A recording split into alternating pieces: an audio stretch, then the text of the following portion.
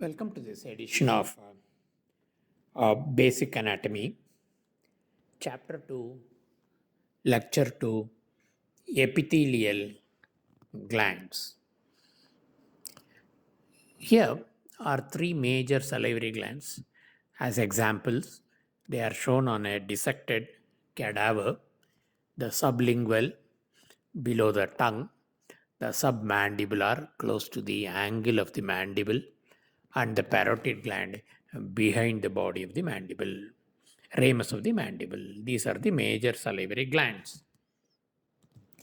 Now, when you look at the types of glands, there can be different attributes on the basis of which these classifications can be done. The easiest one and the introductory one will be exocrine glands, endocrine glands, and paracrine glands. Exocrine glands are glands where the secretions are poured into ducts, and from there they are carried to a distant place where it is released. Whereas endocrine, there are no ducts, but the secretions are poured and immediately adjacent to these spots where the secretions are poured. Blood vessels are there, they collect it and then take it through the cardiovascular system to a distant site. That is endocrine.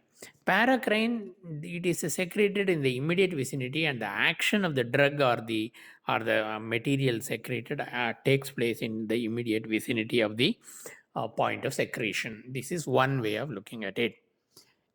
Looking at the shape and size, etc., the secreting unit can be tubular, alveolar, and tubulo-alveolar type. Next, the duct system may be simple, that means a single duct, or it may be a branched duct, that means the number of ducts may be more, or a single duct may divide into multiple branches. Next, depending upon the nature of the secretion, that means whether the whole cell is destroyed or a part of the cell is destroyed or only the contents are released, no major part of the cell. Based on that kind of a criteria, we have apocrine, merocrine, and holocrine type of. We will discuss all these step by step in the next few slides. This is the best example of an endocrine gland. As already told, endocrine glands, the secretions are poured into the bloodstream directly. There are plenty of capillaries or sinusoids in the immediate vicinity, and these collect the thing and pass it on to the a distant location. The thyroid gland is the best example.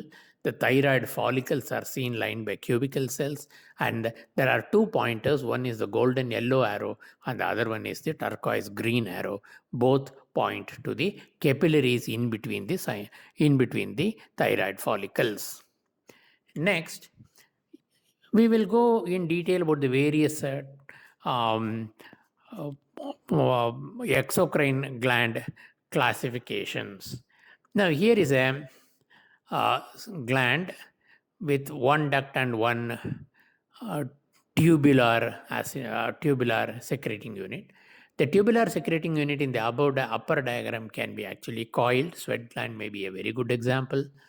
Or there may be one duct and multiple tubular endings where the secretion takes place. Or it can be that the secreting units can be alveolar or sac shaped. And lastly, you can have multiple branches in the duct, and you can have the secreting units of a different, both the tubular as well as the sac like ends. The first one, single tube and a single secretory unit, simple tubular gland. The best example will be the intestinal glands. Say the small intestine, any aspect of the small intestine can be a very good example. In this case, it's branched tubular. There are several long secretory tubes that open into a single duct. You can see that this is the duct and these are the secretory units, tubed secretory tubes. The fundic glands of the stomach may be very good examples of this kind of thing. You can see marked in the yellow arrow is the place where the duct or the neck of the gland is located, and long tubes are there shown by the turquoise green arrow. Stomach fundus will be a very good example. Next, the tube may be single, the duct may be single, yet the secretory portion may be highly coiled, as in the case of sweat glands. Let's see this diagram to understand it. The yellow arrow marks to the duct of the sweat gland, whereas the coiled region is the tubular coiled secretory part of the sweat gland. Next, simple alveolar or acinar type of gland, a single duct and a single sac like a secreting unit.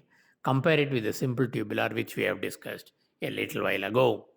Next, simple branched alveolar. That means the duct is single, but the secretory units are branched and sac like. A very good example will be the sebaceous glands attached to the hair follicles.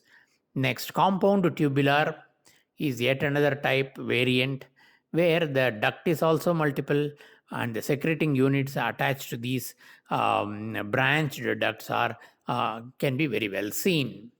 This best example will be the mammary gland.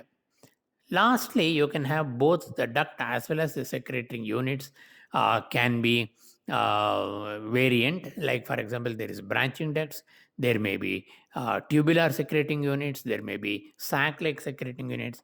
This is called compound tubulo-alveolar gland. The best example will be salivary glands, which I showed you at the beginning of the slide. And also you could consider pancreas as an example. The photograph here is one of the salivary glands that has been shown. Now, in terms of the type of cell destruction or which part of the cell is involved, we can have merocrine, apocrine, and holocrine glands. In the merocrine gland, the Golgi complex is well seen. They pour their secretions and package the secretions into vesicles. The secretory vesicles are thrown out of the cell by exocytosis. In the apocrine type, the apical portion of the gland gets pinched off. The best example of this may be the mammary gland, maybe a very good example. The holocrine gland, where the entire cell disintegrates, the sebaceous glands could be extremely good, appropriate example for this. Thank you. That was an overview of the various glandular patterns that we see in the human body. Thank you.